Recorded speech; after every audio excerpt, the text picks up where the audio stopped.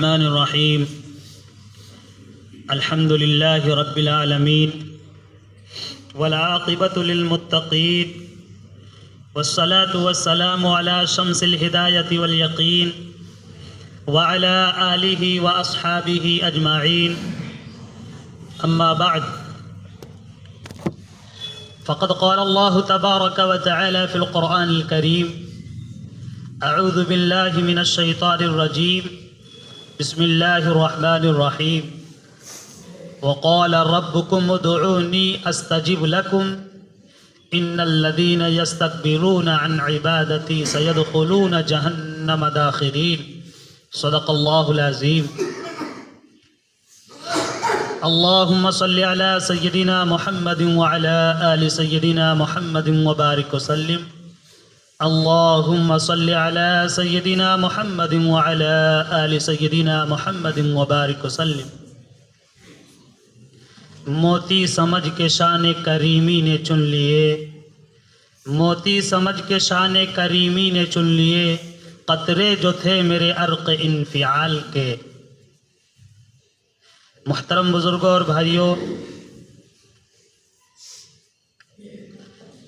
یہ دنیا امتحان گاہ ہے۔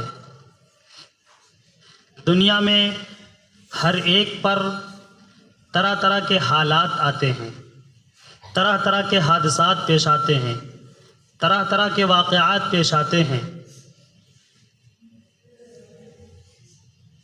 کچھ ایسی مشکل گھڑیاں ہوتی ہیں کہ انسان گھبرا جاتا ہے۔ ایسے حالات کے لیے اور ایسے حادثات کے لیے، ایسے ماحول کے لیے ایک بہت بڑا نسخہ اللہ کی طرف سے ہے کہ ان حالات میں، ان ماحول میں اللہ تبارک و تعالیٰ کو پکارا جائے، اللہ تبارک و تعالیٰ سے دعا کی جائے۔ یہ دعا اللہ کو بہت محبوب ہے، اللہ کو بہت پسند ہے کہ میرا بندہ مجھ سے دعا مانگے۔ اسی لیے قرآن کریم کی بہت سی آیتوں میں اللہ نے کھل کر کے فرمایا ہے وَقَالَ رَبُّكُمُ ادْعُونِي أَسْتَجِبْ لَكُمْ۔ اللہ تبارک و تعالیٰ نے فرمایا کہ تمہارا رب کہہ رہا ہے، فرما رہا ہے کہ تم مجھ سے مانگو، استجب لکم، میں تمہیں نوازوں گا، میں تمہیں دوں گا۔ ان ربی لسمیع الدعاء، میرا رب دعاؤں کو سننے والا ہے، دعاؤں کو سنتا ہے۔ ادعوا ربکم تضرعا وخفیہ، اللہ نے فرمایا کہ اپنے پروردگار سے مانگو گڑ گڑاتے ہوئے اور چپکے چپکے، دونوں طریقے سے اللہ سے مانگو۔ کبھی چپکے چپکے خفیہ طریقے سے مانگو اور کبھی گڑ گڑا کر کے اللہ سے مانگو۔ حدیث شریف میں اللہ کے رسول صلی اللہ علیہ وسلم نے فرمایا ہے الدعاء مخ العبادہ، دعا عبادت کا مغز ہے، عبادت کا گودا ہے، تمام عبادتوں کا خلاصہ نچوڑ ہے دعا۔ ایک دوسری حدیث میں اللہ کے رسول صلی اللہ علیہ وسلم نے فرمایا الدعاء سلاح المومن، کہ دعا مومن کا ہتھیار ہے۔ کتنی جامع حدیث ہے کہ جب بے سر و سامانی ہو، ایسا ماحول آ جائے کہ مسلمان کچھ نہ کر سکتا ہو، بے بس ہو جائے، مجبور ہو جائے، اگر زبان سے کچھ کہے تو اس کی زبان کھینچ لی جائے، اگر ہاتھ اٹھاتا ہے تو اس کو قید کر دیا جائے، جیلوں میں ڈال دیا جائے، اس کو گولیوں سے اڑا دیا جائے، ایسا ماحول آ جائے، تو ایسے ماحول میں اللہ کے رسول صلی اللہ علیہ وسلم نے فرمایا کہ دعا کو کیوں بھول رہے ہو، اللہ کو کیوں بھول رہے ہو، اللہ کو پکارو ایسے ماحول میں، اللہ کا نام لو، اللہ سے مانگو۔ یہ اللہ سے مانگنا بہت بڑا ہتھیار ہے۔ اللہ تبارک و تعالی تمہارے مانگنے کو قبول کریں گے، تمہارے مانگنے کو سنیں گے اور نوازیں گے۔ آج ہمارے اندر، ہمارے معاشرے میں، ہمارے سماج میں اس سے بہت غفلت ہے۔ ہمارے اندر بڑی بے توجہی ہے اس سلسلے میں کہ ہمیں ضرورت پڑتی ہے، ہر انسان کو ضرورت پڑتی ہے، تو ہم ضرورت کا اظہار بندوں سے کرتے ہیں، مخلوق سے کرتے ہیں، در بدر کی ٹھوکریں کھاتے ہیں، یہاں وہاں ہاتھ پھیلاتے ہیں۔ کاش کہ پہلے اللہ کے سامنے ہاتھ پھیلا لیں، کاش کہ پہلے اللہ تبارک و تعالیٰ سے مانگنے لگیں، اللہ سے مانگے دل اخلاص کے ساتھ۔ لیکن اس سے غفلت یہ ہوتی ہے کہ ہم اس کی اہمیت ہی کو سمجھتے ہی نہیں ہیں کہ اس کی اہمیت کیا ہے، دعا کی کیا اہمیت ہے۔ بس یہ سمجھتے ہیں کہ کیا مانگے اللہ سے، یا اللہ سے مانگتے ہیں کچھ نظر تو نہیں آتا ہے، کچھ ملتا تو نہیں ہے۔ یہ تمام طرح کے سوالات، شکوک و شبہات ہمارے ذہن و دماغ میں موجود ہیں، اسی وجہ سے دعا سے غفلت ہوتی ہے۔ دعا یہ اتنی اہم چیز ہے کہ ہر شخص کی دعا قبول ہوتی ہے، کوئی کیسا بھی ہو، کتنا بھی بڑا پاپی ہو، کتنا بھی بڑا گنہگار ہو، ہر شخص کی دعا قبول ہوتی ہے۔ لیکن قبولیت کی 3 طرح کی نشانیاں ہیں، علامتیں ہیں، مگر شرط یہ ہے کہ کچھ دعا مانگنے کی کچھ شرائط ہیں، ان شرطوں کو پہلے ہم پورا کریں، ورنہ شکوہ شکایت یہ رہتی ہے کہ ہماری دعا نہیں قبول ہوتی ہے، ہم اتنے دن سے اتنے عرصے سے اتنے سالوں سے دعا مانگ رہے ہیں لیکن دعا ہماری قبول نہیں ہو رہی ہے۔ یہ شکوہ شکایت تو زبان پہ لے آتے ہیں لیکن اپنے گریبان میں جھانک کر نہیں دیکھتے ہیں کہ دعا مانگنے کی کچھ شرائط ہیں، اس شرطیں کیا ہیں، اس شرطوں کو ہم پورا کر بھی رہے ہیں کہ نہیں کر رہے ہیں۔ وہ اگر شرطیں ہم پورا کریں اور دعا کے جو آداب ہیں ان آداب کو ملحوظ رکھ کر کے دعا مانگیں تو ہماری دعائیں رد نہیں ہو سکتی، دعائیں ہماری قبول ہوں گی۔ ہمارے ذہن میں یہ تصور بیٹھا ہوا ہے، ہم یہ سوچتے ہیں کہ ہم کیا دعا مانگیں، ہم تو بڑے گنہگار ہیں، ہم تو بڑے پاپی ہیں، بڑے نافرمان ہیں، ہماری دعا کیسے قبول ہوگی؟ شیطان سے بڑا پاپی گنہگار، ابلیس سے بڑا روئے زمین پر کوئی نہیں ہے، جس نے فیس ٹو فیس اللہ کے سامنے اللہ کے حکم کو توڑا تھا اور تکبر کا اظہار کیا تھا۔ اللہ نے فرمایا تھا کہ میرا حکم ہے کہ آدم کے سامنے سر کو جھکاؤ، فرشتے سر جھکا دیے، سجدے میں چلے گئے، لیکن ابلیس نے انکار کیا اور تکبر کیا اور کہنے لگا قال انا خیر من خلقتنی من نار وخلقتہ من طین۔ اللہ سے ابلیس کہہ رہا ہے کہ آپ مجھے کہہ رہے ہیں کہ ان کے سامنے میں سر جھکاؤں، مجھے تو آپ نے آگ سے بنایا ہے اور آدم کو آپ نے مٹی سے بنایا ہے، یہ مجھ سے ذلیل ہیں، مجھ سے کمتر ہیں، میں ان کے سامنے سر جھکاؤں؟ وَخَلَقْتَهُ مِن طِينٍ قَالَ فَاهْبِطْ مِنْهَا فَاخْرُجْ مِنْهَا فَإِنَّكَ رَجِيمٌ۔ جب اس نے سجدہ کرنے سے انکار کیا تو اللہ تبارک و تعالیٰ کے جانب سے حکم ہوا کہ یہاں سے تو نکل جا، فخرج منها، یہاں سے تو بھاگ جا، فإنک رجیم، تو رجیم ہے، تو دھتکارا ہوا ہے، ان علیک لعنتی وان علیک لعنتی الی یوم الدین، اور میری لعنت قیامت کے دن تک تمہارے اوپر پڑتی رہے گی۔ یہ اللہ تبارک و تعالیٰ نے اس کو اپنے بارگاہ سے دھتکار دیا اور فرما دیا کہ تو شیطان رجیم ہو گیا اور تمہارے اوپر میری لعنت ہوگی۔ تو نکلتے نکلتے شیطان وہاں سے جاتے جاتے اس نے دعا مانگی اللہ سے۔ وہ یہ سب ماحول کو دیکھ چکا کہ اللہ ہمارے اوپر غیظ و غضب میں ہیں اور غصے کی حالت میں اللہ ہیں اور مجھے دھتکار رہے ہیں، بھگا رہے ہیں یہاں سے، اور میں نافرمانی کیا ہوں، غلطی کیا ہوں۔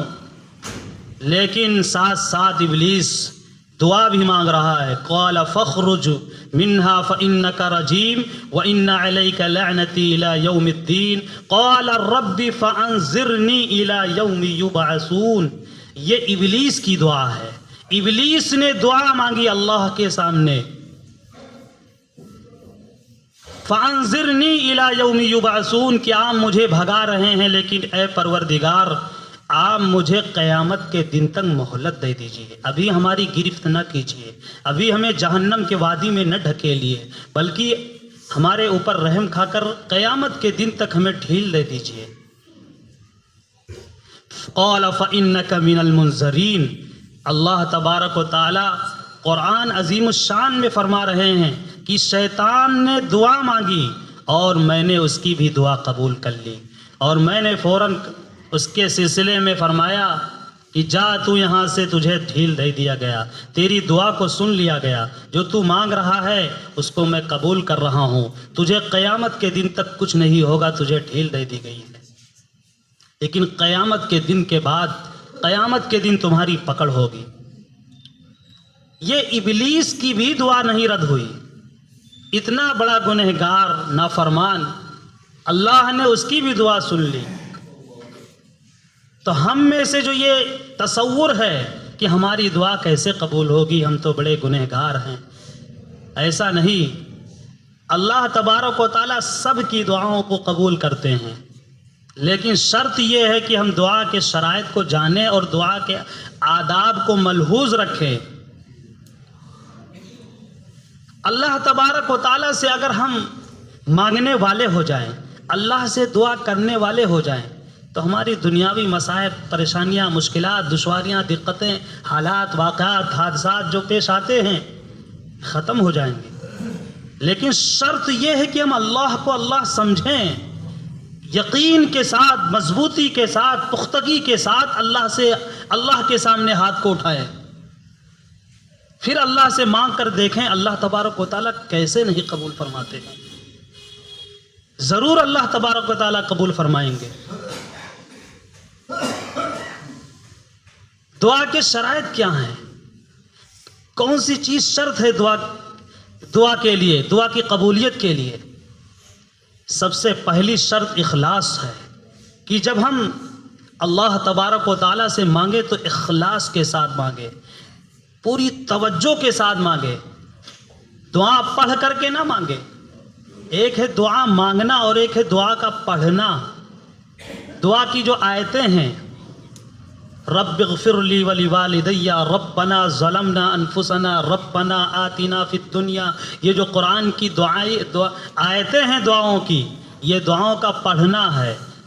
پڑھنا الگ چیز ہے، دعا کا مانگنا الگ چیز ہے۔ لمبی لمبی نظمیں ہوتی ہیں دعاؤں کی، دعائیاں نظمیں ہوتی ہیں، شجرہ ہوتا ہے، پڑھے جا رہے ہیں لیکن سمجھ میں نہیں آ رہا ہے ہم مانگ کیا رہے ہیں۔ یہ پڑھنا الگ چیز ہے، پڑھتے چلے جائیں، اور ایک ہے اپنے بھاشا میں، اپنے لینگویج میں، اپنی زبان سے اللہ سے کہنا، اللہ سے مانگنا، یہ الگ چیز ہے۔ پوری توجہ کے ساتھ، یکسوئی کے ساتھ، آداب احترام کے ساتھ اللہ سے مانگیں، اور جو طریقہ بتایا گیا ہے، جس طریقے سے دعا مانگنی چاہیے اس طریقے سے دعا مانگیں، پھر اللہ تبارک و تعالیٰ ضرور قبول فرمائیں گے۔ تو یکسوئی کے ساتھ، توجہ کے ساتھ، اخلاص کے ساتھ دعا مانگی جائے۔ اور دوسری جو شرط ہے دعا کے لیے، وہ رزق حلال ہے، کہ حلال روزی ہو، حلال کاروبار ہو، حلال کمائی ہو، حلال لقمہ ہمارے پیٹ میں ہو۔ حلال لقمہ ہوگا، حلال کمائی ہوگی تو اللہ کے جانب سے دعا قبول ہوگی۔ حرام لقمہ ہوگا، حرام کاروبار ہوگا تو اللہ کے طرف سے اللہ تبارک و تعالیٰ دعا کو قبول نہیں فرمائیں گے۔ آج ہماری دعا نہ قبول ہونے کی بہت بڑی وجہ ہے کہ آج ہمارا معاش، ذریعہ معاش ہے وہ صاف ستھرا نہیں ہے۔ آج ہماری کمائی جو ہے وہ صاف نہیں ہے، ہمارا کاروبار ٹھیک نہیں ہے، درست نہیں ہے۔ پھر ہم اللہ تبارک و تعالیٰ سے دعا کرتے ہیں، دعا قبول نہیں ہوتی ہے تو شکوہ شکایت کرتے ہیں۔ پہلے ہم اپنے گریبان میں جھانک کر ہاتھ اٹھائیں تو اللہ سے گڑ گڑا کر کے مانگے۔ گڑ گڑا کر کے مانگنا، جیسے ایک بھکاری جو مانگتا ہے کسی کے گھر کے دروازے پر کھڑے ہو کر کے، وہ کس طرح سے مانگتا ہے؟ وہ اکڑ کر کے نہیں مانگتا ہے، وہ بے توجہی سے نہیں مانگتا ہے، وہ پوری توانائی کے ساتھ پوری طاقت لگا کر مانگتا ہے. جہاں تک اس کا بس چلتا ہے وہ گھر کے دروازے پہ کھڑے ہو کر کے گڑ گڑاتا رہتا ہے، اپنی عاجزی کو بتاتا رہتا ہے، اپنی کمزوری کو بتلاتا رہتا ہے، بار بار کہتا ہے دے دیجئے دے دیجئے. اس طرح سے وہ کوئی بے احترامی کا جملہ منہ سے نہیں نکالتا ہے، کوئی ایسا لفظ منہ سے نہیں نکالتا ہے کہ اس کو بھگا دیا جائے، دروازے سے دھتکار دیا جائے، بلکہ بہت ہی احترام کے ساتھ وہ مانگتا ہے، پھر اس کو بھیک ملتی ہے. لیکن اللہ تبارک و تعالیٰ کے یہاں معاملہ کتنا اعلیٰ ہے.